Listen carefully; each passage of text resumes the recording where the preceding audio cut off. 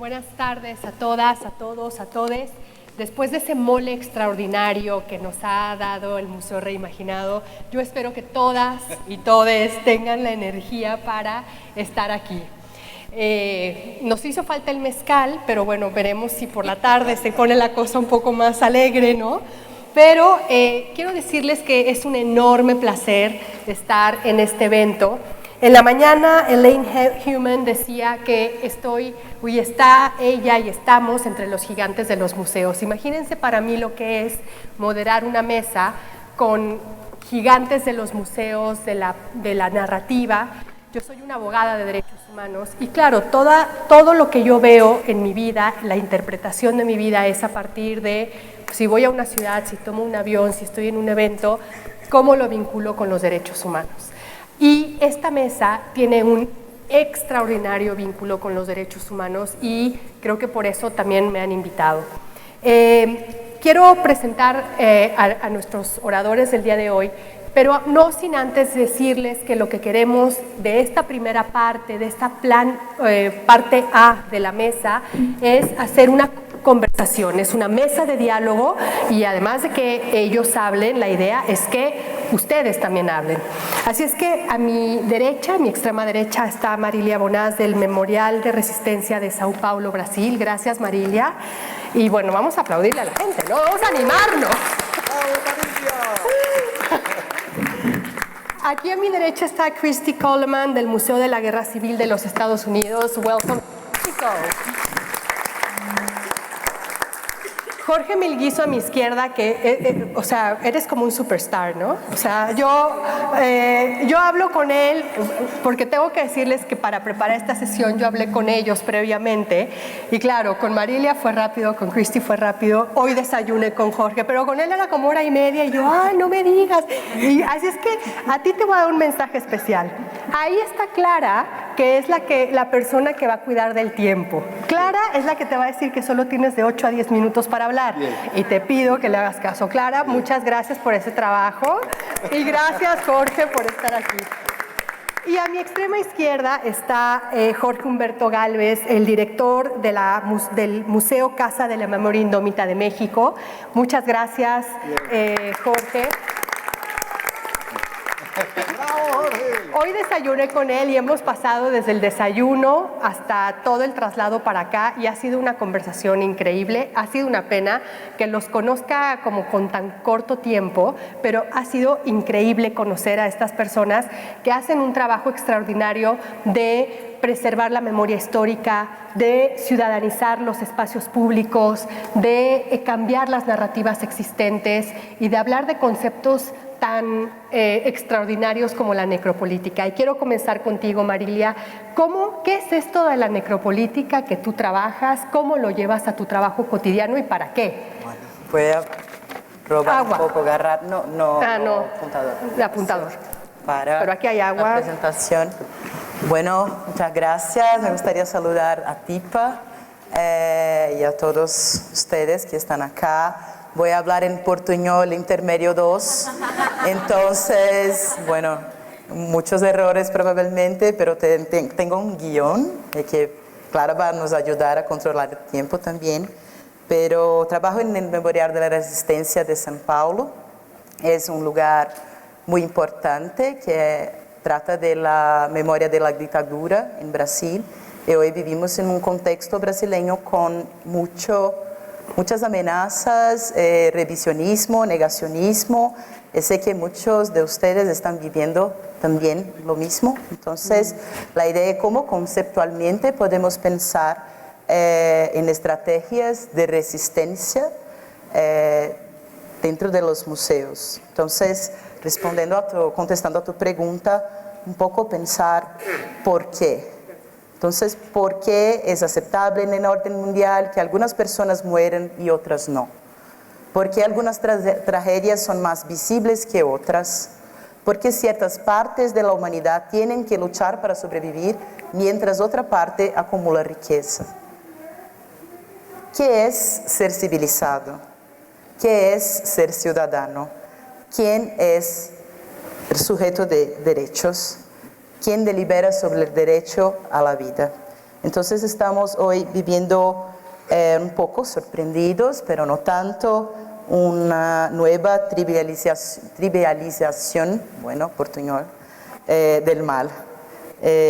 Bueno, nosotros latinoamericanos nunca hemos tenido una larga tregua de conflicto, pero además de la violencia contra ciertos cuerpos y estructuras, también estamos viviendo en un mundo donde se ha perdido una especie de vergüenza humanitaria. Muchas personas entienden que mantener sus privilegios implica que otros mueren, que para mantener su poder adquisitivo otros se mueren de hambre, que para mantener su hegemonía religiosa otras culturas deben llamarse inferiores y demoníacas. Y estamos viviendo en un momento, especialmente en América Latina, pero no solo en América Latina, cuando la violencia es noticia y nuestras vidas, nuestras creencias, nuestros trabajos están amenazados. Pero ¿dónde comienza esto? Un poco contestando la pregunta, se empieza con la construcción de una idea de norma y hegemonía. Los cristianos, los blancos, los heterosexuales y los consumidores a gran escala son la norma y todo lo demás, cualquier otra forma de vida es susceptible de muerte. Podemos explicar un poco de eso con dos claves conceptuales que se retroalimentan, el concepto de necropolítica y la estructura del proyecto colonial. Algunas imágenes bellísimas que después voy a presentar un poco, pero el concepto de necropolítica es un concepto presentado, ¿cómo volver acá? Gracias.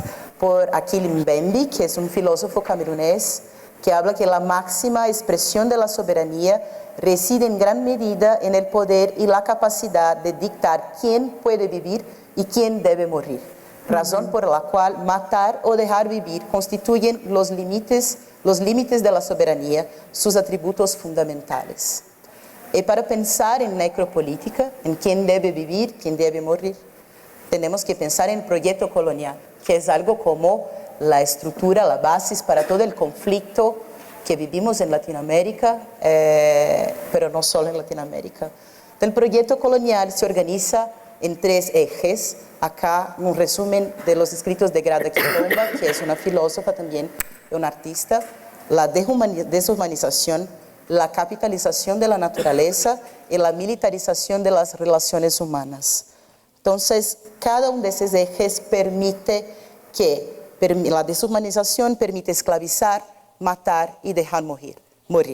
La capitalización de la naturaleza permite explorar y comercializar la naturaleza como si fuera infinita.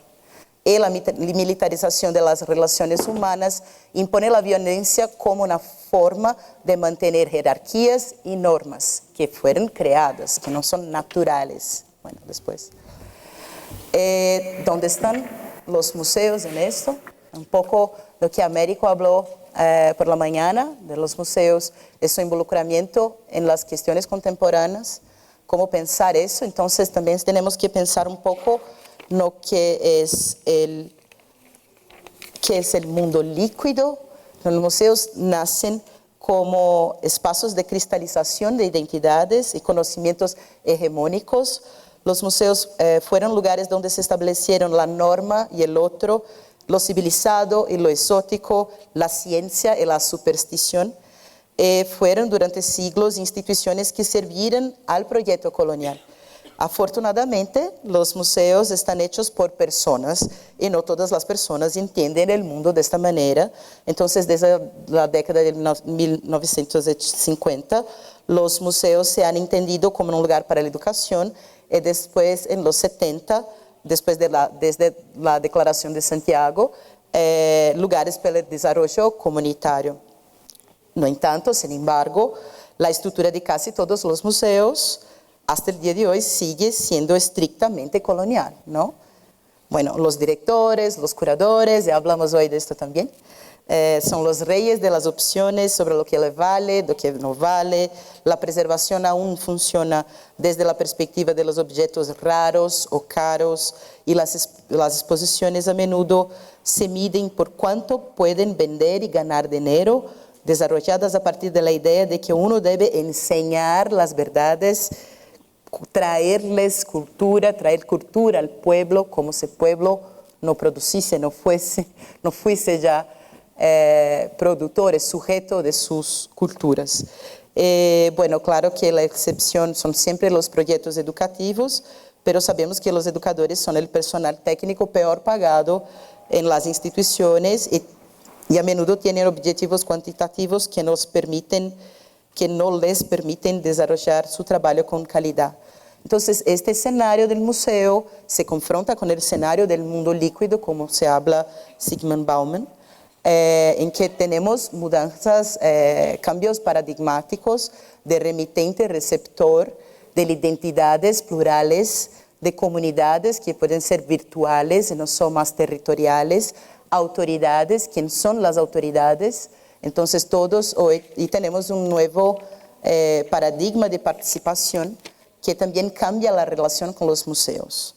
Entonces tenemos que considerar eso para pensar en la cultura de paz, para el desarrollo de herramientas contra la necropolítica y de la desnaturalización de la violencia.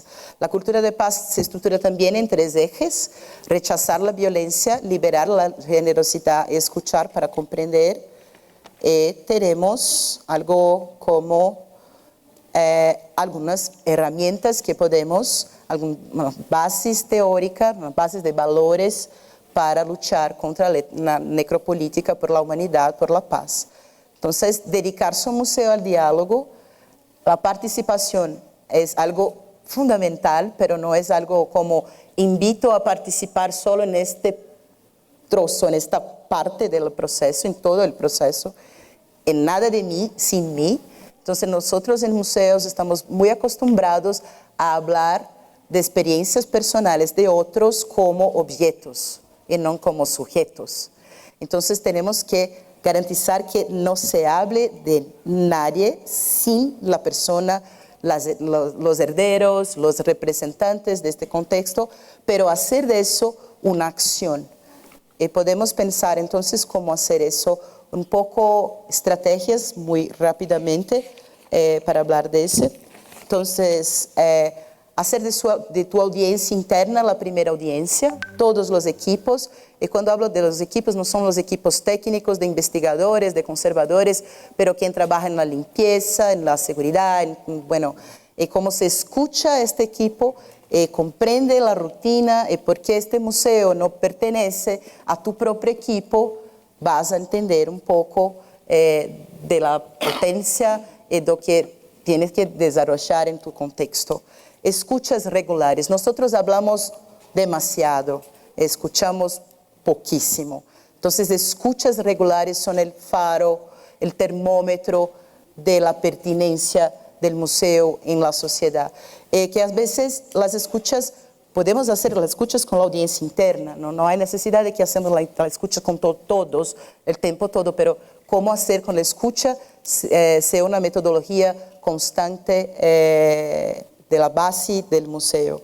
Co-curaduría y construcción colaborativa es algo muy en boga, no tengo que hablar mucho de eso, pero es compartir responsabilidades, compartir retos, desafíos con distintos públicos, con los sujetos de la experiencia, políticas de colecciones colaborativas, abrir espacios de prácticas, garantizar espacios de intervención pública. Clara está acá ya enojada de mí, pero bueno, hay algunas estrategias que son para pensar eso, como comunicar claramente los valores del museo, no temer al conflicto, no ser infantería y se quemar en el primer momento, o sea, pensar como esa inteligencia, como macropolítica y micropolítica.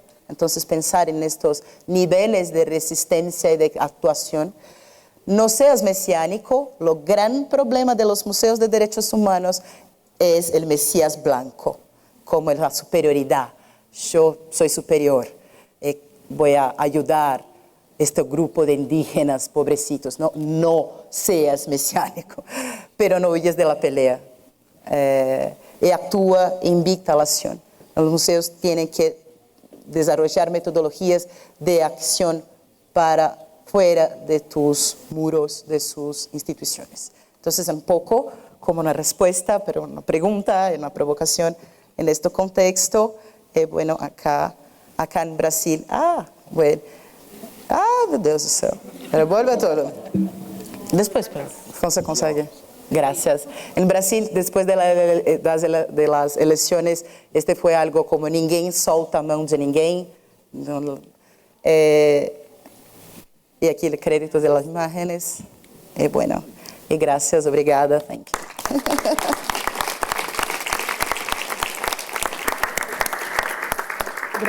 Gracias Marilia, gracias Clara. Gracias Clara.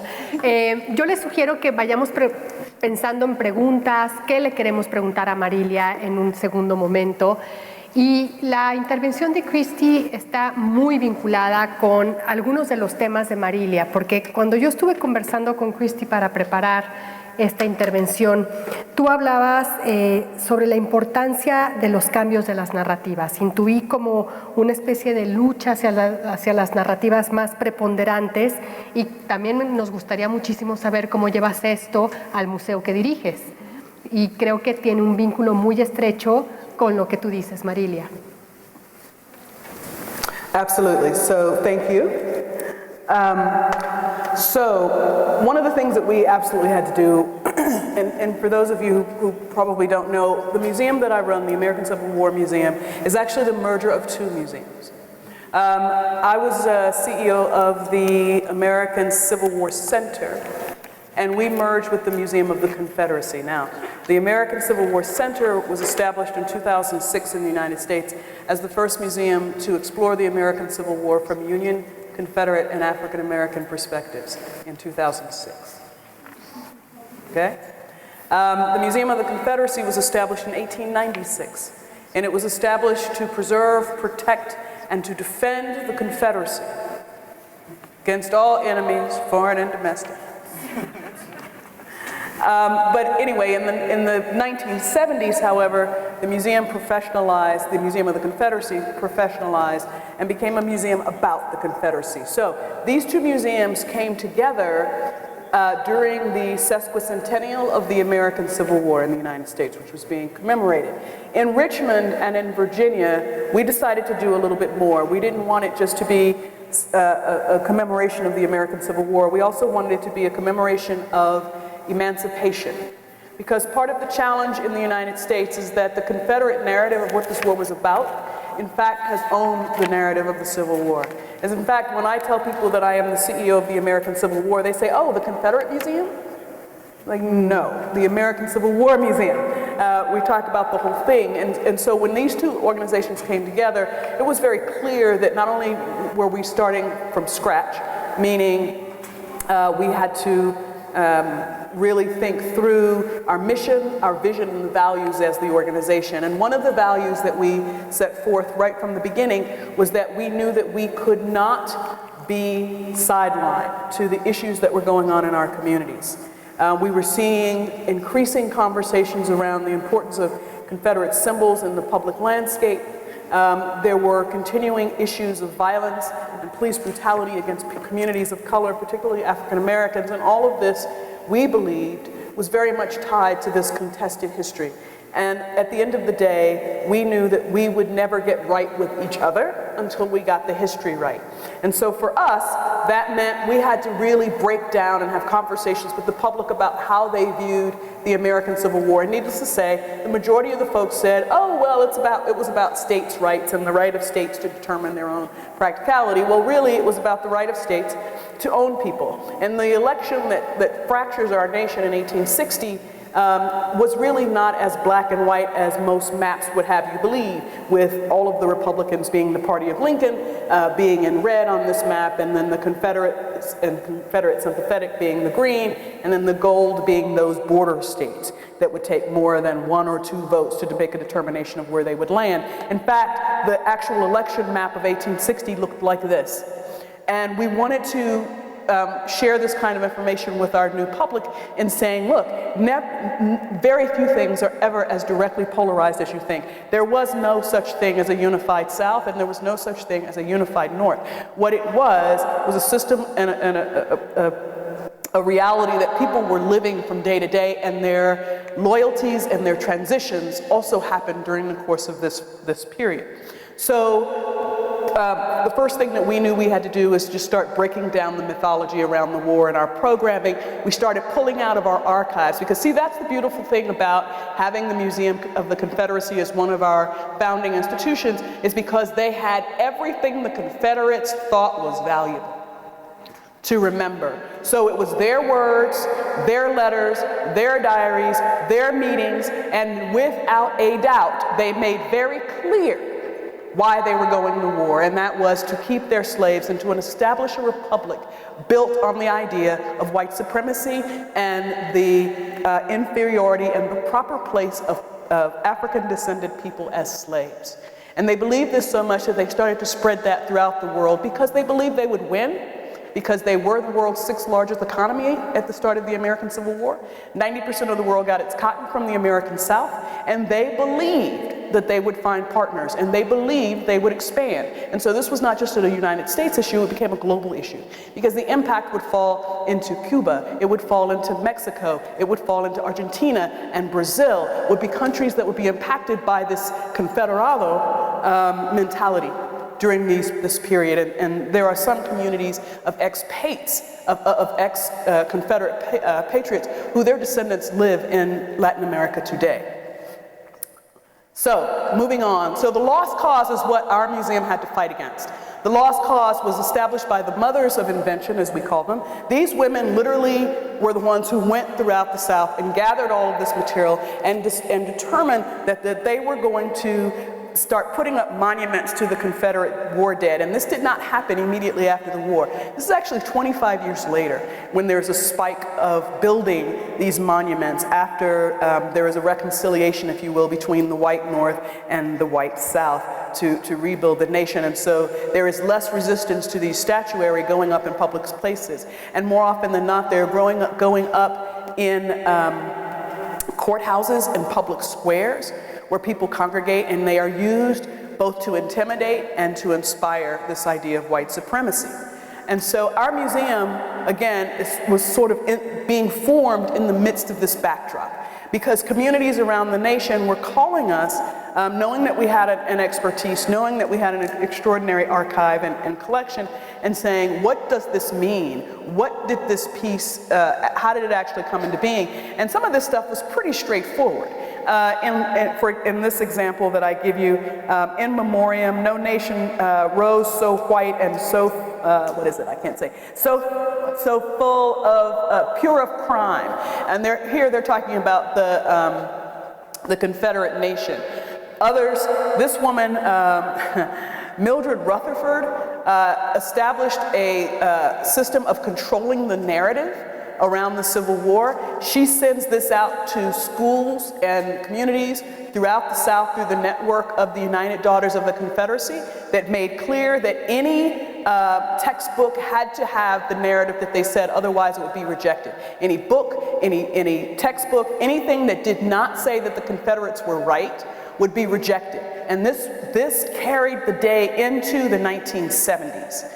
So again, we have statuary that's very clear, acknowledging what the Confederates were. The Northern response was one of, let's reconcile and bring our country back together on the backs of formerly enslaved people. In fact, freedom is being presented as a gift instead of something that 200,000 plus African Americans will physically fight for as soldiers of the United States military, as well as the 1 million plus more that would seize freedom in the chaos of war.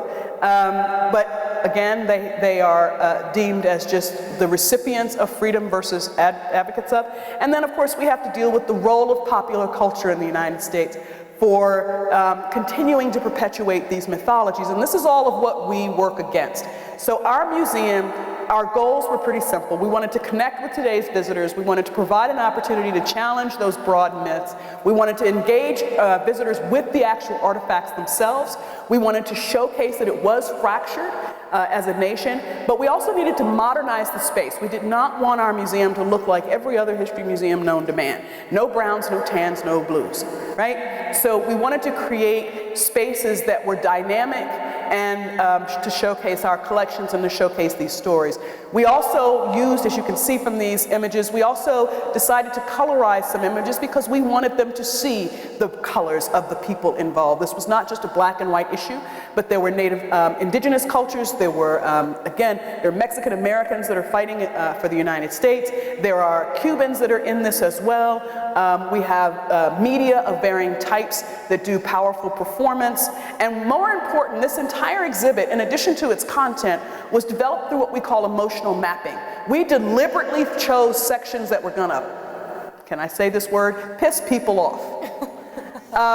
We knew we were going to, we wanted to evoke the emotion and the chaos of the period, and in order to do that, we had to be emotionally honest about the period. So the areas in red are areas of high emotional content, the areas of blue tend to be more didactic.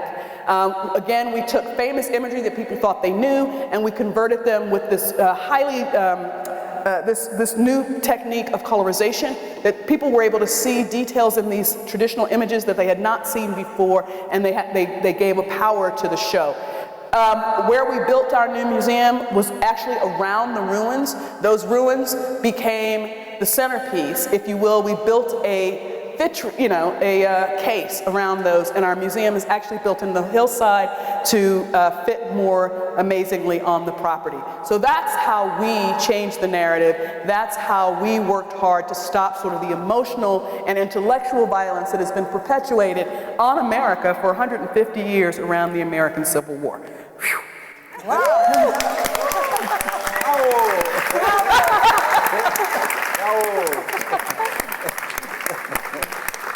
I have never done that in 10 minutes. No, fueron como 12. It was like 12, but it was perfect. Well, I was following her. She put up 0 and I was like, done. Muchas gracias, ha sido increíble esta presentación de cómo conectar con públicos actuales, cómo desafiar a los públicos actuales y desafiar las narrativas. Y las narrativas son como un eje fundamental y central de esta mesa, porque también hablábamos cuando estuvimos preparando la conversación contigo, Jorge. 1 hora y media. 1 hora y media, yo dije... A mí no me pareció tanto. No, la verdad a mí tampoco, es más, lo quiero repetir, y además Jorge dijo, yo voy a organizar después de esta mesa una tarde de mezcal para quien se quiera venir a tomar mezcales en Oaxaca. ¿Ah, entonces, sí? yo... ¿Eso lo dije yo? Eso lo dijiste tú en esa hora y media, lo tengo en mis notas, cada quien se paga el mezcal, sí. Pero creo que esta mesa está totalmente invitada a irnos de mezcal con la gente, porque Jorge y yo estuvimos hablando sobre la importancia de sacar el arte y la cultura del museo, a utilizar los espacios públicos. También sacar el arte y la cultura del museo implica sacarlo de este espacio a veces snob, ¿no? A veces alejado y distanciado de algunas estructuras sociales. Tienes una amplísima experiencia en eso y bueno, hablamos 1 hora y media, tenemos como 10 minutos y la verdad es que pues ya, o sea, el tiempo corre. No, pero son tus tiempos, el mío no ha empezado. Pues va, bueno, va. Buenas tardes. Voy a pararme después del mole ese inmenso y delicioso. Y fantástico. Viene fantástico. Bueno, muchas gracias nuevamente por estar acá. Veía a Daniel Castro del Museo Nacional y decía, qué bueno escuchar a Daniel Castro hablando en este momento del Museo Nacional y de paz en el país. Qué bueno escuchar al Museo de Antioquia, al Museo de Arte Moderno, al Parque Explora que está por acá, al Museo de la Memoria de Medellín, en fin. Yo hoy no estoy vinculado a un museo y conecto este trabajo de la tarde con una de las preguntas de la mañana, y es alrededor de esa construcción de ciudadanía como una tarea cultural. Entonces voy muy rápidamente, Clara, yo me hago por aquí para que vos no me veas, pero bueno, muy rápidamente, esta presentación queda acá, llegaré hasta donde me den los 10 minutos y después ustedes continuarán. Una frase de Pepe Mujica: a la vida hay que decirle mañana, a la vida hay que decirle porvenir. Es cuál es la tarea de quienes estamos en proyectos culturales. Estamos construyendo un mañana, estamos construyendo un porvenir. Esa es la función nuestra. Y en Latinoamérica estamos en el continente que está siendo atravesado desde hace años por la peor de las inequidades y la peor de las violencias. Somos el continente que triplica en muertes violentas el resto del mundo y somos el continente con mayor distancia entre clases sociales. Algo estamos haciendo mal, en algo nos estamos equivocando todos. Esa necesaria construcción de nueva sociedad es entonces lo que yo llamo el imperativo ético. Y de eso, Renata, en Brasil, alguna vez en Sao Paulo, hablábamos de esto. O sea, ¿cómo construimos una nueva ciudadanía? ¿De qué se trata? La construcción de una nueva sociedad es también la construcción de una nueva ciudadanía. La construcción de una nueva ciudadanía es la construcción de una ciudadanía cultural. Para ir hilando, construimos una ciudadanía cultural, construimos una nueva sociedad y construimos el derecho a la ciudad, que podríamos ampliarlo, el derecho al territorio, no solo el derecho a la ciudad. Construir el derecho al territorio es un proyecto cultural. A eso voy con esta presentación. Hoy entonces, esa construcción de ciudadanía, esa construcción de lo cultural, esa construcción de territorio, tiene que pasar por la noción de lo colectivo. Pensemos en la pregunta que nos hacía Américo esta mañana. Para reimaginarnos un museo, ¿qué tendríamos que reimaginar? Por ejemplo, la noción de lo colectivo. En los museos predomina mucho la noción de lo individual o de lo particular. Toda generalización es odiosa. Pero en los museos casi nunca encontramos esa construcción de la noción de lo colectivo. ¿Cómo construimos lo colectivo? Cuando se construye lo colectivo, construimos el derecho a la ciudad o el derecho al territorio. Paso estas muy rápidamente. ¿Qué es construir el derecho a la ciudad? Derecho al hábitat, derecho a la cultura, derecho a la equidad, derecho a la igualdad, derecho a la convivencia. Parece que se nos hubiera olvidado que convivir es un derecho. Tenemos derecho a la convivencia y no estamos construyendo sociedades en las que seamos capaces de convivir. Tenemos derecho al gobierno de la ciudad. Esa expresión de participación que aparece, Marilia, esa expresión de participación es impresionante, porque es eso. ¿Cómo nosotros potenciamos la participación? Después de que la gente que va a nuestros museos sale del museo, ¿ha tenido alguna reflexión sobre la participación? Su participación. Nada de mí sin mí. Como decía, nada de mí sin mí. Impulsamos eso. Se ejerce el derecho a la ciudad. Ahí no ven un carajo, eso se los dejo.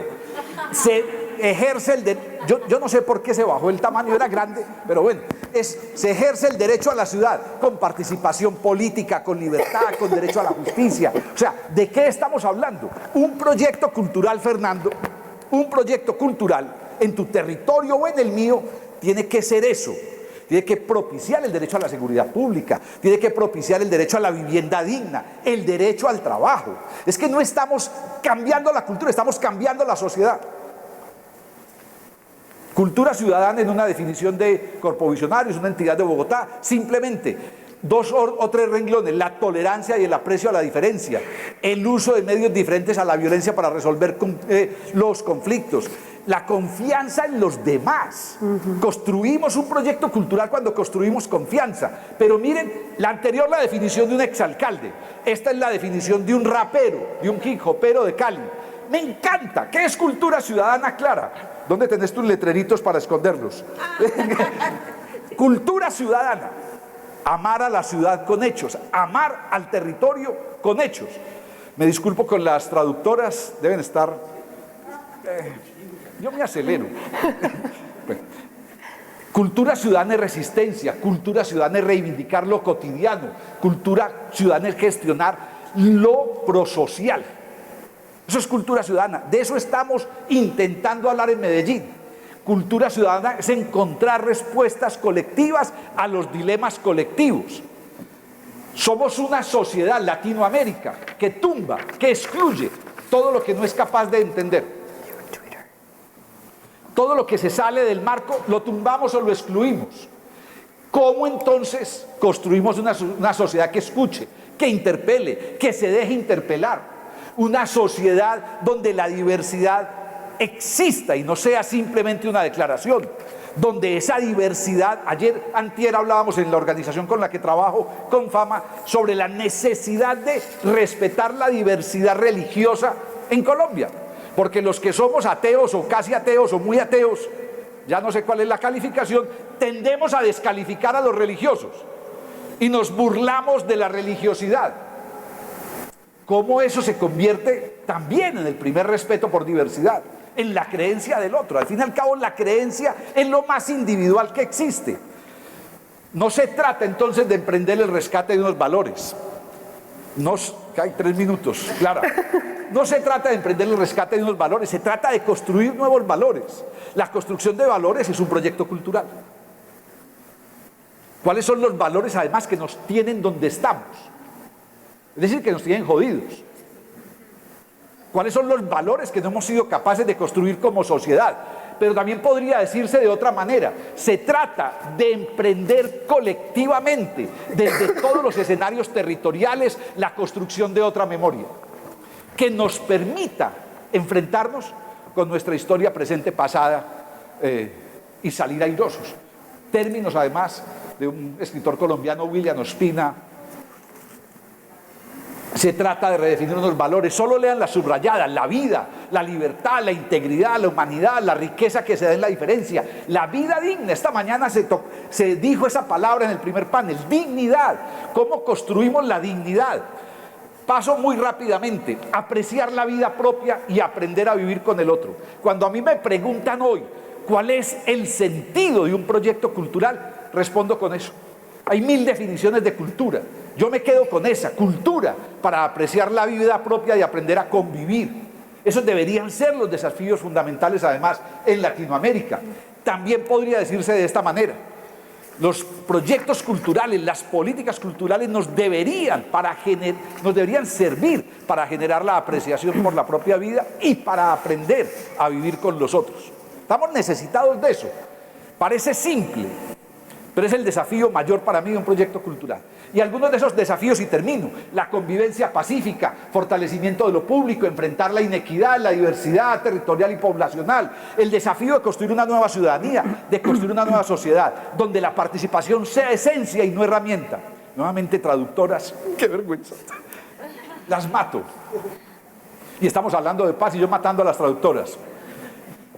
Termino: uno de los grandes problemas es la indiferencia. Piensen ustedes en todas las indiferencias. ¿Cómo superamos la indiferencia? Superar la indiferencia es un desafío cultural. Entonces, una frase fácil: la cultura es un antídoto contra la indiferencia. Necesitamos construir proyectos culturales que sean antídotos contra la indiferencia, contra todas las indiferencias. Una frase de un periodista, se las dejo: necesitamos cambiar la manera de asumirnos. Hay que buscar respuestas culturales a esas preguntas que nos hacemos. ¿Qué tipo de sociedad somos? Perdón, esto es Clara, que está pasando. Me estoy devolviendo y no regreso. ¿Me ayudas? Eso, ahí, no, más. Ya, son las 2 últimas. Otra vez. Esas eran las 2 últimas, muchas gracias. ¿Cómo se construye una nueva ciudadanía en Latinoamérica? ¿Cómo construimos un nuevo ciudadano en Latinoamérica? Tendría que ser esa la expectativa de un proyecto cultural, o por lo menos el sentido de un proyecto cultural. Muchísimas gracias. Casi cumplí, ¿cierto? Casi.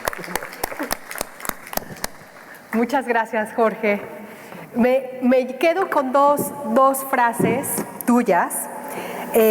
Reflexionar la participación cuando nos enfrentamos a una experiencia cultural, artística, y a una segunda que la vinculo mucho con la Casa Museo de la Memoria Indómita.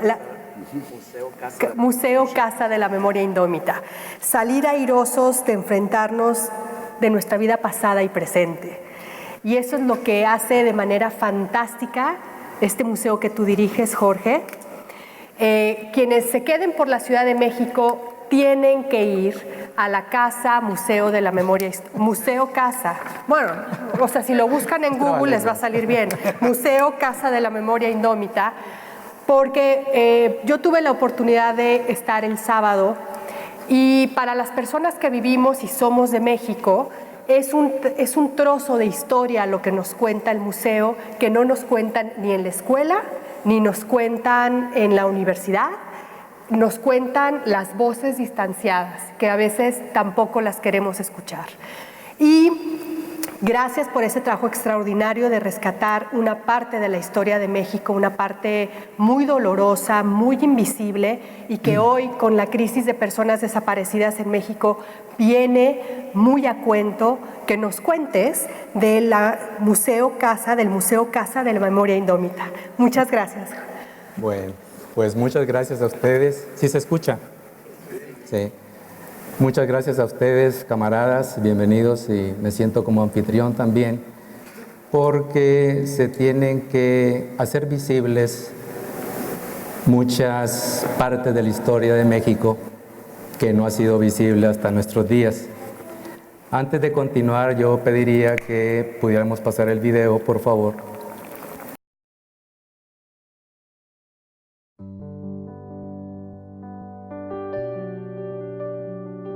En este museo mostramos una historia real, cargada de dignidad y con moral de la lucha difícil y tenaz que los familiares de los desaparecidos políticos del Comité Eureka de México emprendimos hace tantos años contra un crimen y su perpetrador.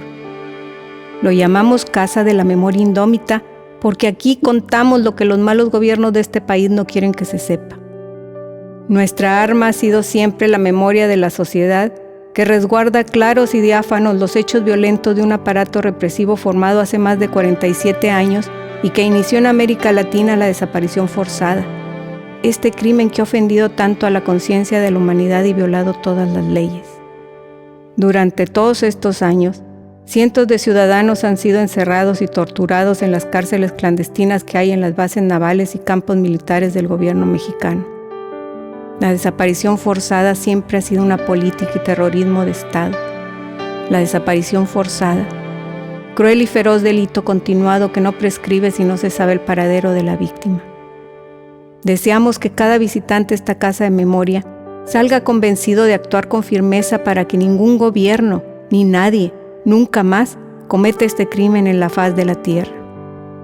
El pesar que vivimos es el mismo que hemos atestiguado en las familias que sufren este martirio cotidiano a causa de este terrible crimen. Hoy decimos, como hace 40 años, que un acto sincero o una palabra honesta en favor de los desaparecidos enaltece la figura de quien lo hace o la pronuncia. Pero sabemos que solo la acción de los pueblos podrá erradicar esta barbarie. Apoya, únete y haz tuya esta lucha. Vivos los llevaron, vivos los queremos.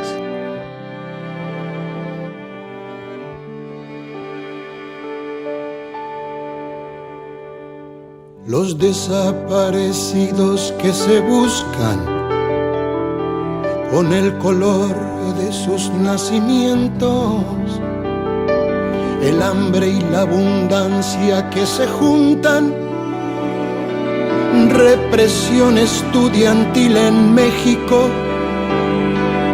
todo está cargado en la memoria. Arma de la vida y de la historia, la memoria apunta hasta matar a los pueblos que la callan y no la dejan volar, libre como el viento, libre como el viento.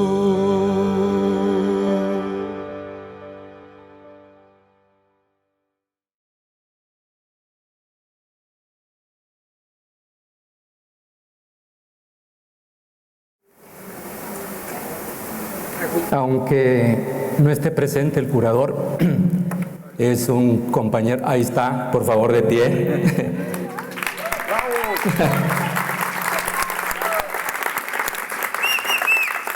Ignacio Vázquez Parabano, lo queremos mucho como familias de desaparecidos de los años 70.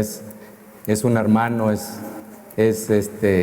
merece todo nuestro amor y estamos plenamente agradecidos con él por haberle dado un sentido a nuestro archivo.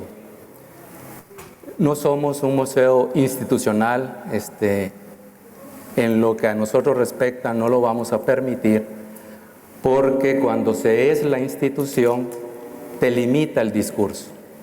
Entonces nosotros no vamos a permitir que en esa limitación que hay de discurso volveríamos a estar desaparecidos. Entonces precisamente por eso somos orgullosamente independientes y somos un museo que no vamos a poder ser institucionales, porque... Gracias. Porque tenemos que decir las cosas tal como son. Ese archivo que tenemos podríamos decir que es nuestra verdad, pero también el gobierno tiene su verdad. Y hay que escucharlo y hay que ver que tiene una motivación, pero también nosotros tenemos una motivación. Entonces, las ideas hay que confrontarlas. Y es por eso que decimos que cuando prevalece el discurso de la institución, están desapareciendo también una parte de la historia. Entonces nosotros estamos abiertos a entregar este museo a todos nuestros compañeros y a los ciudadanos que nos han acompañado durante muchos años.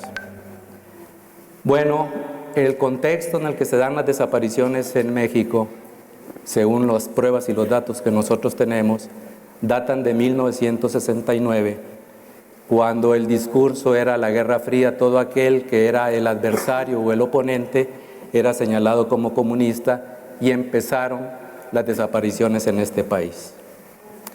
Con las técnicas que tiene del olvido, al modificar también nuestro lenguaje, el 2 de octubre de 1961, como parte importante en los inicios de las desapariciones forzadas en México, la juventud se refiere como que hubo una matanza ese 2 de octubre. Nosotros decimos que es un genocidio. Y ya está eso, la Suprema Corte de Justicia de la Nación tardó muchos años en aceptar de que era un genocidio, cuando es el perpetrador el que tiene la intención del exterminio de un grupo. Y no estamos hablando de miles o de millones de personas, sino que la intención de la que tiene el perpetrador de exterminar a un grupo. Otro de los antecedentes muy importantes también, y que hay un juego ahí para que nosotros olvidemos aún cuando el discurso oficial así lo ofrece, es cuando nos referimos a la matanza del 10 de junio de 1971 en México. Si se ubican en México es a no voy a dar más detalles porque pues estaríamos batallando mucho, es a 2 kilómetros del Palacio de Bellas Artes. Ese 10 de junio de 1971 siempre el discurso oficial ha dicho que fue un grupo paramilitar el que cegó la vida de 97 jóvenes mexicanos que se manifestaban para darle el apoyo a los estudiantes de la Universidad Autónoma de Nuevo León que estaban en lucha porque estaba siendo violentada la ley orgánica de la Universidad Autónoma de Nuevo León cuando se querían imponer autoridades militares. Ese 10 de junio se manifestaron los estudiantes del Politécnico Nacional y, según la versión oficial, un grupo de paramilitares actuó contra ellos. Nosotros decimos que eso no se puede permitir porque lo que sucedió ahí fue un operativo militar acompañado con civiles. Entonces, cuando nos referimos a los paramilitares, tenemos que tener mucho cuidado porque le estamos quitando la responsabilidad al ejército cuando se trata de ese tipo de acciones. Bueno, entonces así es que inicia el museo con esos antecedentes, por mencionar dos, y estamos hablando de que nosotros tenemos que entregar ese archivo, el archivo que nosotros tenemos, porque aparte de que dialoga ese archivo con las instituciones, como es la Secretaría de Gobernación y también con el Ejército Mexicano, también dialoga con otros archivos de organizaciones populares. Entonces el museo está creado, está organizado precisamente para darle cabida a todas esas organizaciones populares que tienen algo que decir, algo que mostrar. Precisamente por eso nosotros la agenda la construimos con el vecino y con estas organizaciones que han acompañado la lucha del pueblo mexicano durante muchos años. Al construir una agenda sin tomar en cuenta a esas organizaciones y a los vecinos, nosotros pensamos que estamos cayendo en un elitismo en los museos y eso no lo vamos a permitir también, sino que tenemos que entregar y construir las agendas de nuestro museo junto con esas organizaciones. ¿Eso por qué lo hacemos? Porque siempre hemos batallado para que las gestas heroicas del pueblo mexicano sean conocidas por los hermanos que nos acompañan de otras latitudes. La política exterior mexicana en aquellos años era la más brillante de América. Cuando se aceptó cualquier cantidad de exiliados productos de la Guerra Civil Española, también fuimos el único país que siguió con relaciones diplomáticas y económicas con la revolución triunfante del comandante Fidel Castro. Acogimos a León Trotsky cuando nadie lo quería, era un paria en toda el orbe. Reconocimos y abrimos nuestros brazos para cualquier cantidad de exilio chileno, argentino, uruguayo, paraguayo, brasileño, colombiano, etcétera, costarricense, centroamericano, hondureño, salvadoreño. Bueno, era una política exterior brillante que obviamente eso opacaba las luchas internas del pueblo mexicano. Por eso nosotros siempre hemos dicho que, la política en aquellos años era el Dorian Gray moderno, dando su cara benefactora hacia el exterior y su cara horrible aquí en México. Bueno, podría pasar días enteros hablando, pero por respeto del tiempo aquí termino. Gracias.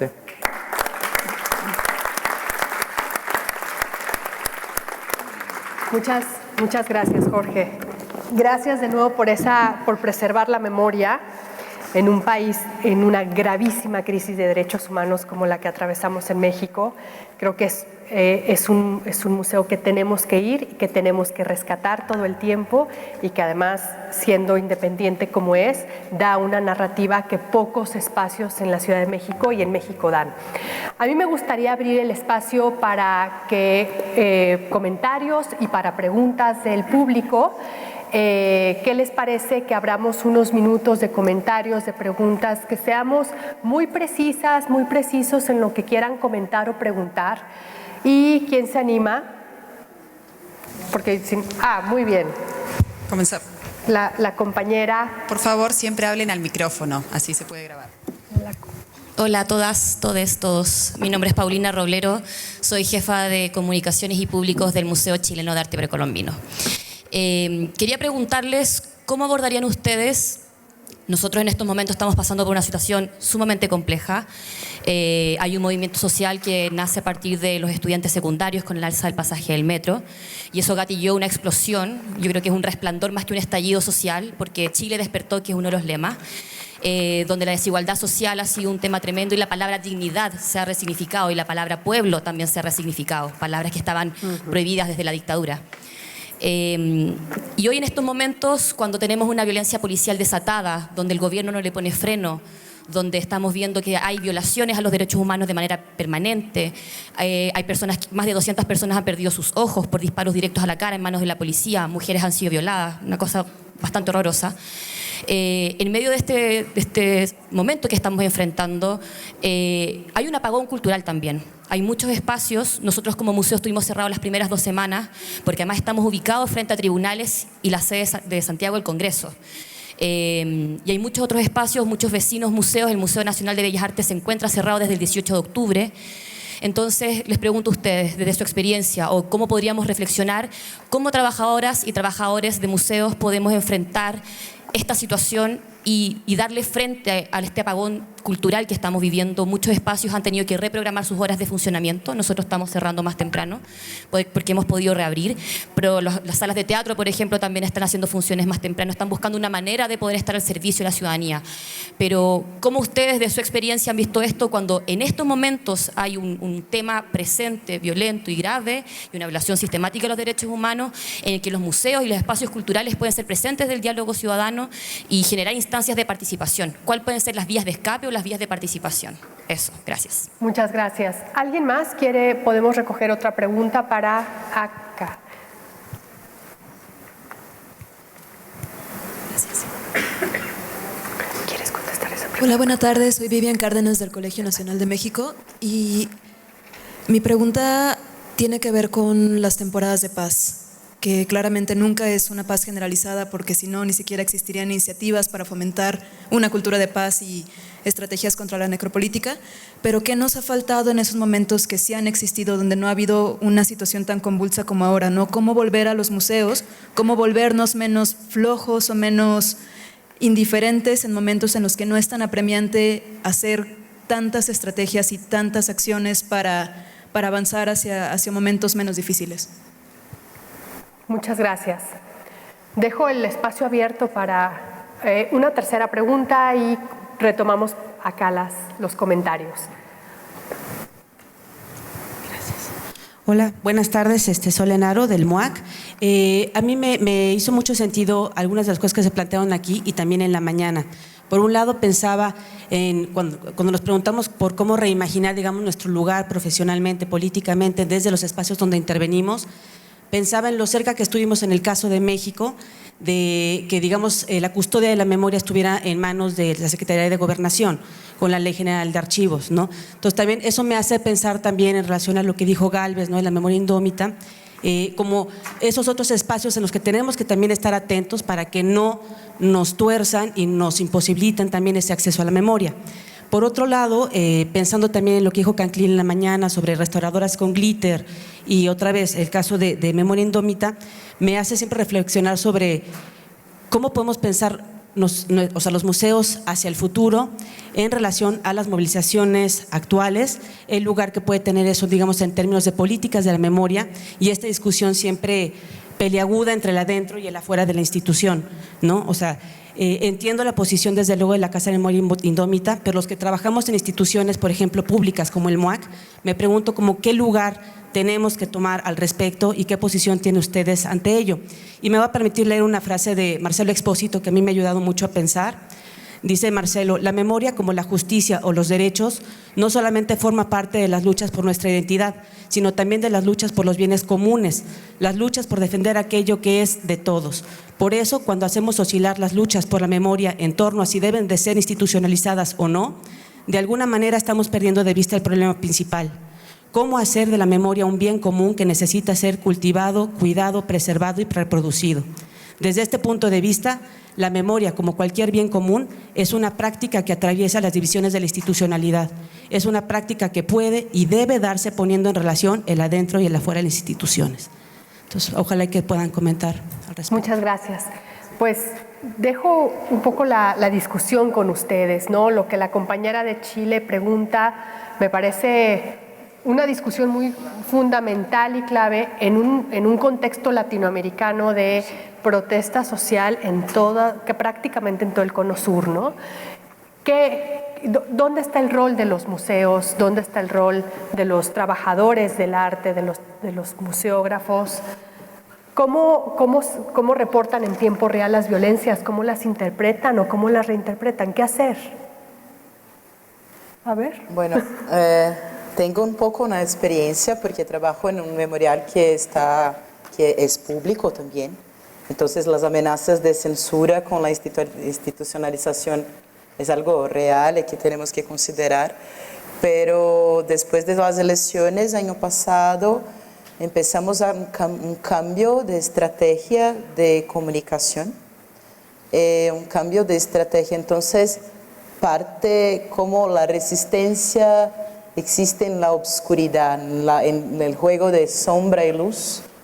No es algo que todo el tiempo el museo va a compartir con todos lo que está haciendo. pero lo que hicimos fue algo como, primero una escucha de los trabajadores, algo que no hablo de nada, es algo como una experiencia, cómo comprender como la violencia de las narrativas y de las elecciones, como en todo en Brasil, amenazaban personalmente estas personas, como, bueno, a todos los trabajadores, hacer con que uno escuchase otro, porque había hay hasta hoy una polarización muy grande. Entonces era algo como, sus comunistas, pero bueno, entonces, escuchen los impactos, estos ambientes, estos contextos de escucha garantizaron un espacio de seguridad interna para las violencias externas. Eso fue algo. Después nos reunimos, todo el equipo del museo, y pensamos qué tecnologías el museo tenía que podrían colaborar con algo como una acción. Entonces empezamos a hacer como tecnologías de comunicación específica, entonces empezamos a hacer talleres cerrados para invitados, para excombatientes que lucharon contra la dictadura, que estaban compartiendo todo en Facebook y que estaban amenazados. Entonces, talleres de seguridad digital, como talleres de estrategias de comunicación. Entonces, utilizamos las tecnologías del museo para una acción política a partir de los temas del museo. Entonces, también es algo que es posible. Pero en contexto chileno, lo que estoy acompañando, lo que estoy viendo es que muchos de los museos están abriendo sus puertas para recibir donativos, cómo amparar, cómo dar ayudar a quien está en las calles protestando, con protestas, algunos oficialmente, algunos extraoficialmente. Entonces también es pensar con todo el equipo cuáles son las decisiones posibles, de personales, no solo profesionales, en un contexto extremo como ese. Pero hay que pensar en mantener la seguridad también de todo el equipo, en negociar con tecnologías específicas de tus contenidos, tus parcerías, cómo puede hacer algo para reflexionar sobre lo que pasa, pero también se involucrar con las tareas de la resistencia en un contexto de ese. Pero hay que ser inteligente, pero eso es algo, las instituciones existen en un largo plazo, ¿no? Entonces tenemos que pensar con mucho cuidado cómo hacer eso de manera inteligente para que nos saquen la plata, los sueldos, cierren los museos porque estamos involucrados en algo. Entonces hay cómo pensar, cómo balancear alguna estrategia de inteligencia con parcerías, abriendo estos espacios, creando estrategias que el museo se presenta menos como nominalmente como una institución que va a luchar, no que va a luchar, pero no comunica necesariamente, porque el riesgo de cerrar el museo en nuestros casos, Chile, Brasil, Ecuador, Bolivia, son casos porque la mayor parte son museos gubernamentales con presupuestos públicos, entonces hay que jugar con un poco de inteligencia a partir de estas tecnologías que el museo desarrolla en su cotidiano, pienso yo. Gracias, Marilia. Sí, Jorge. Es decir, yo me quedé también con esta pregunta, lo que pasa es que intento relacionarlas con las anteriores. Creo que no es una situación particular hoy de Chile, en medio de la gravedad de Chile, Bolivia, está pasando en Brasil, al día siguiente de Bolsonaro entrar a la presidencia, la primera medida fue el recorte de presupuestos para la cultura y los museos y los centros culturales tomaron los centros culturales y ejercieron una presión que sirvió para minimizar un poco, aunque luego encontró el gobierno otras formas más soterradas de seguir acabando con esa actividad cultural. Entonces creo que varias respuestas que complemento con los que dice Marilia. Primero, hoy en estas épocas de hiperconectividad, uno podría asumir un postulado: los museos no se cierran, aunque las puertas estén cerradas. Un espacio como este del Museo Reimaginado debería servir para esas múltiples solidaridades y para mostrar en los diferentes espacios lo que ustedes y otros espacios culturales que están con sus puertas cerradas tienen adentro. Es decir, no hay por qué dejar adentro los contenidos solo por el hecho de que la puerta esté cerrada. ¿Qué formas nos inventamos para que esos contenidos salgan a pesar de las puertas cerradas? Hace muchos años una revista colombiana decía: cuando son tantas las cosas que tenemos para decirle al mundo y no nos dejan, es hora de inventarnos nuevas formas y nuevas palabras.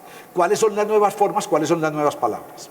Redes sociales y múltiples historias que se pueden multiplicar. 2, la calle como espacio. Es decir, si el museo está cerrado, el museo tiene que ir a la calle y convertir la calle en espacio de diálogo, en espacio de contenidos, en espacio de elaboración. Y la calle son esos múltiples espacios donde está la gente. Además, pensaría uno que es una enorme oportunidad para esa legitimidad de los contenidos de estos centros culturales, museos y similares. En Medellín, hace muchos años, año 91, tuvimos 6 meses de toque de queda. 10 de la noche. Legal e ilegal. El narcotráfico nos impuso un toque de queda a las 10 de la noche. Un grupo de teatro, el grupo de teatro Mata Candelas, empezaba su obra de teatro a las 9:59. Y el toque de queda era a las 10. ¿A qué hora salíamos? A las 6 de la mañana, que era la hora en la que podía volver a salir la gente. Entonces pasábamos el toque de queda adentro. Ustedes no se imaginan la maravilla que era eso. Es decir, asumirlo como una posibilidad, como una oportunidad para encerrarnos, a crear, a divertirnos, a joderle la vida. Nos hacíamos en la calle y la policía antimotines se hacía afuera a esperar que alguno por accidente se quedara después de las 10. Y nosotros a las 9:59 nos entrábamos todos. La policía yo creo que se quedaba con ganas de entrar a ver la obra de teatro. Pero otra tarea, perdón la extensión, recoger todo lo que está pasando. Es decir, los centros culturales, y esta mañana lo decía con relación a las marchas de Colombia mañana, pero ¿cuál es el ejercicio? Hoy, Daniel, Ana, hoy lo que yo he logrado ver por raticos en redes sociales, de los carteles, de las frases que se están haciendo, Andrés, en Medellín, entre amigos nuestros comunes, para las marchas de mañana, son una expresión tremenda en ética y en estética. ¿Cómo recoger eso? Que no se nos pierde el sentido de lo que ayer y hoy y mañana va a pasar con esas marchas multitudinarias en Colombia. No sé, y en la pregunta que hacías de la memoria como un bien común, piensen ustedes en lo que está pasando en Chile nuevamente como referencia. Ese es un bien común latinoamericano. Ustedes nos han, este es el micrófono, ustedes nos han puesto otra vez a escuchar sus canciones, a escuchar sus poesías, a escuchar sus mundos. Hemos vuelto a oír a Violeta Parra, que la mayoría de la gente no la había vuelto a oír o no la había escuchado nunca. Hemos vuelto a oír a Quilapayún, hemos vuelto a oír a Inti Illimani, hemos vuelto a oír en las calles los cánticos. Eso es un bien común de Latinoamérica. ¿Cómo logramos convertir eso en herramientas de trabajo para cuando podamos volver a abrir? No sé, es asumir que no están cerrados, que la puerta no es lo importante ahí. Gracias, Jorge. Pero no se me ocurren cosas reales, o sea, es que la primera parte iba a ser esa, Tania, perdón, y es que les iba a responder que no tenía ni idea de lo que se pudiera hacer, porque yo creo que ustedes en este momento en Chile está pasando algo que todavía no sabemos interpretar. Pero hablemos Bien. Es la promesa. Bien, bien. No, pero Jorge, yo sí quiero, fíjate que sí encuentro un vínculo entre lo que la compañera pregunta y lo que la otra compañera de la izquierda también está preguntando. Porque tú acabas de decir, recoger lo que está ocurriendo. No podemos recoger e interpretar de manera inmediata para hacer memoria, ¿no? Pero yo sí encuentro el vínculo entre recoger lo que está ocurriendo que tú dices y luego elaborar la memoria como un rol de los profesionales de los museos. No sé, Jorge, Marilia, Cristi, no, ¿qué? Sí. Hay una cosa que hay una coincidencia ahí con lo que dice la compañera de Chile sobre el apagón cultural y la compañera del Colegio Nacional de México en cómo volver a los museos. Pues nosotros nos definimos siempre y decimos que las cuestiones son políticas, pero sobre todo ideológicas. Entonces lo que hemos hecho ante este apagón que hemos tenido nosotros durante más de 40 años en la cuestión, en el desarrollo cultural aquí en México, que todos los museos, siendo institucionales y no, han batallado mucho para poder estar trabajando a gusto en los museos y poder dar nuestra oferta cultural. Entonces lo que nosotros hemos hecho, como hemos abierto el museo, precisamente cómo teníamos que hacer que volviera la gente a los museos. Lo que hicimos fue, precisamente hoy, todos los miércoles hacemos un foro, todos los miércoles. Ya sin necesidad de que lo anunciemos, la gente va. Lo que hacemos ahí es darle oportunidad, perdón, porque hay que ser bastante claros en esto, darle oportunidad a la gente de derecha y a los compañeros de izquierda para que expongan sus motivos. Entonces, obviamente nosotros sabemos ante este apagón cultural que los museos que están en resistencia tienen todo el argumento y tienen toda la justificación para poder atraer al público. ¿Qué queremos decir con esto? Bueno, cuando se forman los debates en estas ideologías imperantes, pues obviamente la gente tiene, en el caso nuestro, ¿verdad?, un gusanito, como decimos aquí en México, de acudir a los museos. ¿Qué va a pasar ese día en el debate?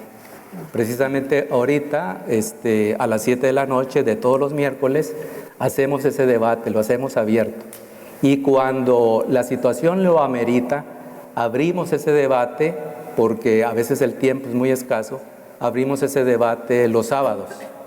Entonces es muy importante cómo es que no solamente físicamente puede salir a tomar las calles como museo, sino que también de una manera invitar a la gente que vaya a los museos. Hay una premisa que a nosotros nos gusta precisamente por nuestras mamás, las que, bueno, Ignacio tuvo la oportunidad de entrevistar a varias de nuestras mamás que ya a estas alturas de la vida, pues hermano, ya no pueden, muchas de ellas, ¿verdad?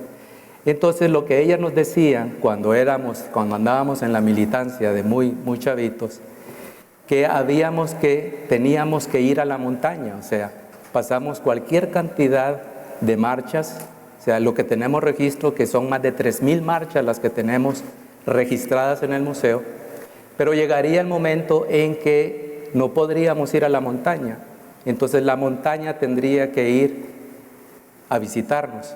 Entonces, por eso, con ese criterio, nosotros fue que fuimos construyendo el museo. Bueno, no me extiendo más porque me gustaría contestarle a la compañera que habla sobre la Ley General de Archivos. Lo dejo para más adelante.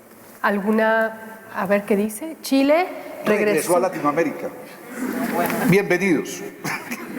Y además con la marea verde en el cuello, ¿qué más queremos? Un regreso feminista. Ya nos hacían falta, ustedes se habían Un regreso escondido. feminista, muy bien.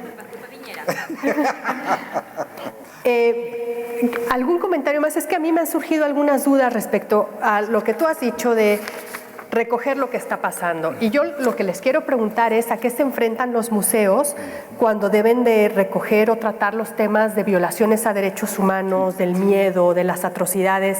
¿Cómo recogen? ¿Cómo interpretan? Porque en esa experiencia como observadora, ¿cómo es ese límite entre mostrar la violación de derechos humanos y las atrocidades y, no sé, y hacer una verdad, construir una memoria. ¿Cómo es eso? ¿Cómo tú tienes una experiencia, tú muestras una atrocidad en el museo, la desaparición de personas? Si me permites entonces contestar, o sea, completar la idea y también contestarle a la compañera que habla sobre la Ley General de Archivos y sobre todo el derecho que tenemos a la información, que eso es violatorio a los derechos humanos, ¿no? No sé si me permite. Sí, por favor. Aquí hay una cuestión que nosotros aclaramos plenamente cuando hablamos del derecho a la información. El derecho a la información es el propio derecho que tienes como ciudadana de que quien te va a entregar esa información haga las investigaciones hasta agotar la última posibilidad en esa investigación y se te tiene que comunicar. Y tú como receptora tienes que decir la búsqueda de esa información que tenías. No sé si me explico. Es muy diferente a la libertad de expresión. O sea, cuando se nos dice que la libertad de expresión, en otras palabras, que cualquier reportero te puede estar diciendo mentiras en su emisora de radio o en el canal televisivo. Entonces eso no es información lo que están dando. Él está ejerciendo su derecho que tiene a la libertad de expresión. Entonces son cosas muy diferentes. En lo que se refiere a la Ley General de Archivos, miren, explico, aquí estamos para los que nos acompañan de otros países. Si nosotros vemos la ley que está vinculada a la Ley General de Archivos, la Ley de Protección de Datos Personales, si la vemos de manera aislada, todos votaríamos por esa ley, ¿sí? Que se tienen que proteger tus datos personales, lo cual estamos de acuerdo. Pero cuando la combinas con la Ley General de Archivos, que tiene 3 años de haber sido aprobada, esa Ley General de Archivos, en su artículo 36, en su primer párrafo, dice que cuando se trata de violaciones graves a los derechos humanos, todos los expedientes deben de estar a la vista de todo aquel que lo solicite, porque estamos hablando de crímenes o de violaciones graves a los derechos humanos, la tortura, la desaparición forzada, las ejecuciones extrajudiciales, etc.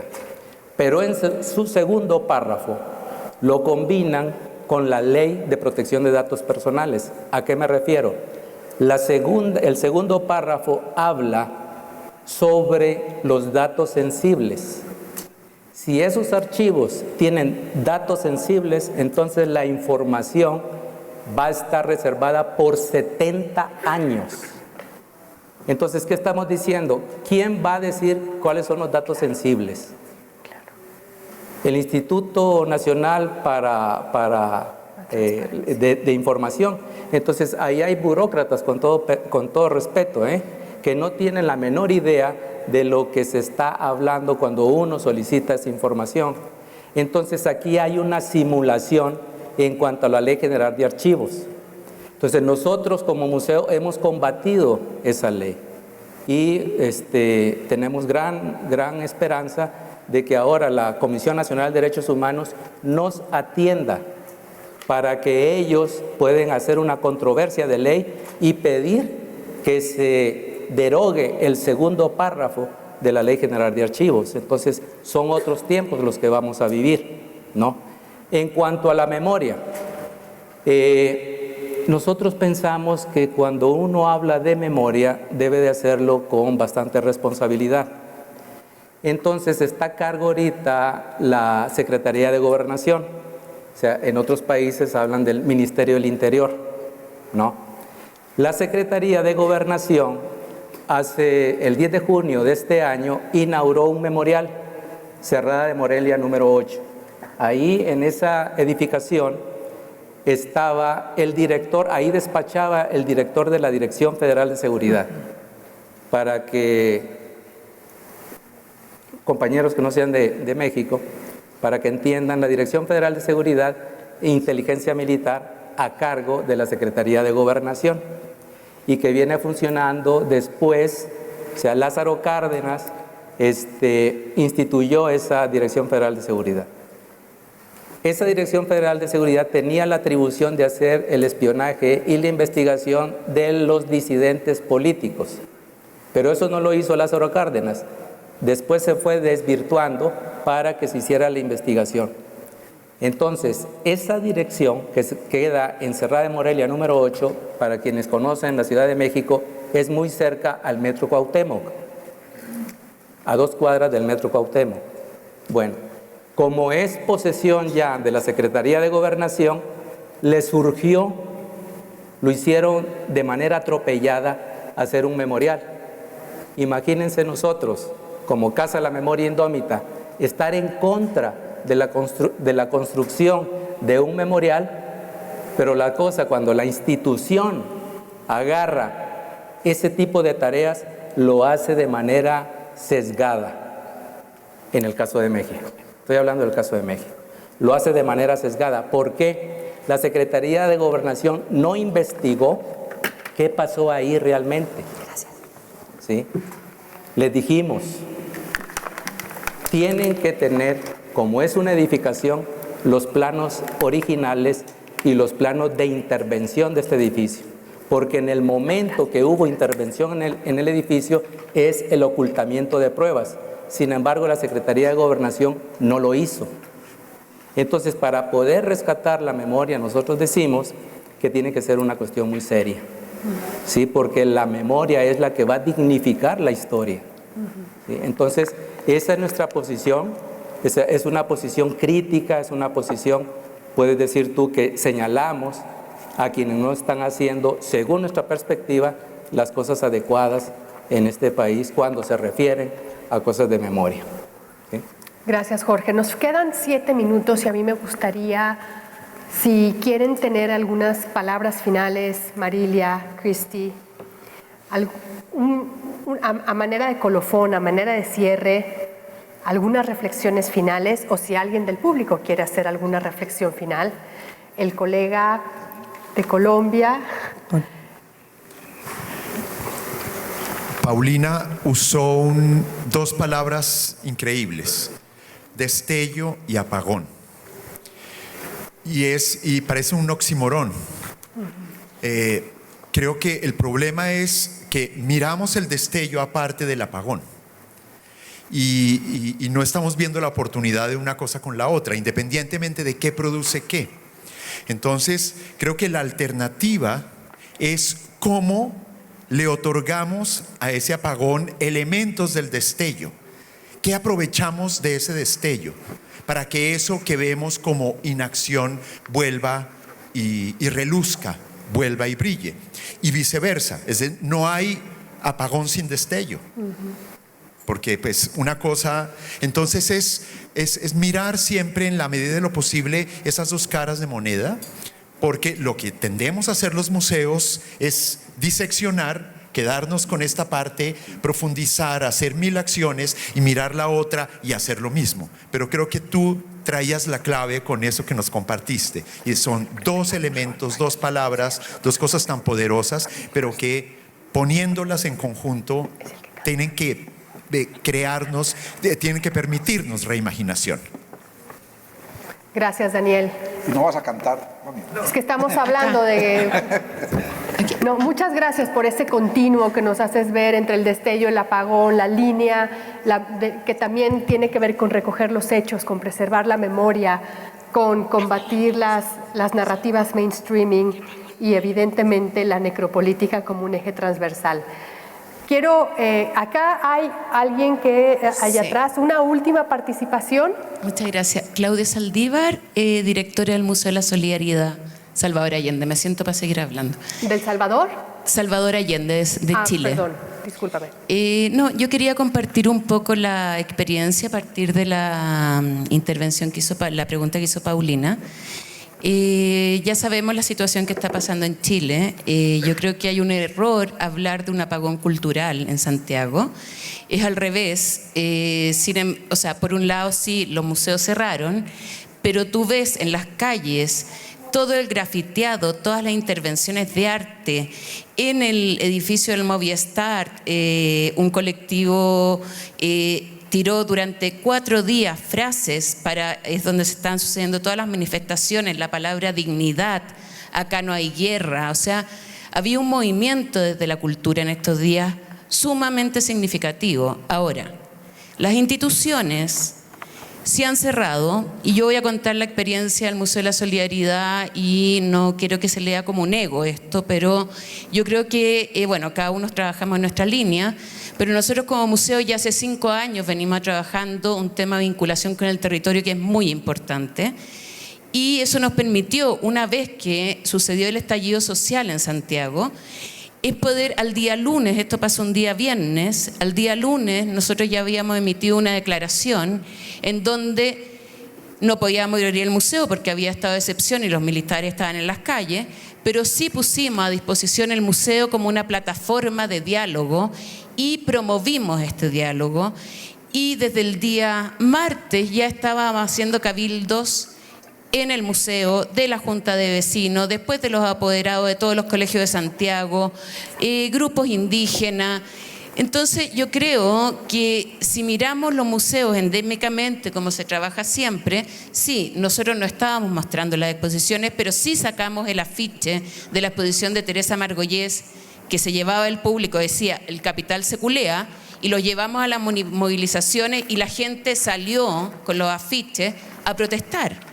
Entonces yo creo que la mirada de un museo, cómo nos establecemos en la conexión con nuestros públicos, en la conexión con la ciudadanía, más que con nuestros públicos, es fundamental ese diálogo y esa relación de pensar el mundo más amplio que solamente la institución. O sea, para mí eso es clave. Entonces, cuando uno habla de cultura y de arte, lo tienes que pensar en ese ámbito y no solamente que hay un apagón cultural porque no están abiertas las exposiciones al público. Eso, gracias.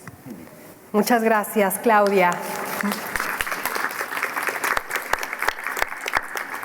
Hemos llegado al final y yo creo que hay 2 cosas que podemos decir, que queda pendiente el mezcal, la cita, sí, ¿no? Sí, sí. Siempre habrá eventos sociales y oportunidades para mezcalear en este encuentro extraordinario. Y yo quiero agradecer a 3 personas, bueno, o 3 momentos. A Ana, gracias Ana, porque Ana que está detrás de... Ana, por la insistencia, por la persistencia. Ana nos ha reunido y sin conocernos las unas a las otras y a los otros, creo que ha sido extraordinario. Yo les quiero agradecer a cada uno de ustedes 4 porque he aprendido muchísimo, me han obligado a leer de cosas de este filósofo africano. Fui al museo al Museo de la Memoria Indómita, no me digan cómo se llama. Te estuve googleando, estuve buscando todas tus entrevistas, estuve buscando el Museo de la Guerra Civil Norteamericana y es mi pendiente de hacer un road trip para ir a verlo. Ha sido un lujo moderar esta mesa. Clara, has hecho un trabajo extraordinario porque son 4 en punto y estamos finalizando. Muchísimas gracias a ustedes. Una abogada de derechos humanos como yo, pues no tiene nada más que agradecerles. Bueno, muchas gracias. Nosotros le agradecemos a Tania por el trabajo. Muchas gracias a ustedes por la paciencia. No, y a todos, ellos. Sí. Bueno, se pueden ir. ¿Se pueden ir al mezcal? No, hay una segunda parte. Sí, sí. A ver, Marilia, yo te quiero dar la palabra a ti porque viene la parte como muy divertida o muy interesante. Bueno, tenemos ahora un intervalo. ¿Escuchan? Sí, un intermedio. Sí. Tenemos un intervalo ahora y después volveremos para hacer un ejercicio colaborativo de cómo desnaturalizar, cómo extrañar la violencia a partir de objetos cotidianos que nuestros parceros oradores acá también van a compartir con nosotros y hacer un ejercicio práctico como una mini exposición, cómo los objetos pueden ser herramientas para una cultura de paz. Entonces invito a todos a salir, tomar su café, volver para el lado B, que está involucrado con todo lo que hablamos ahorita.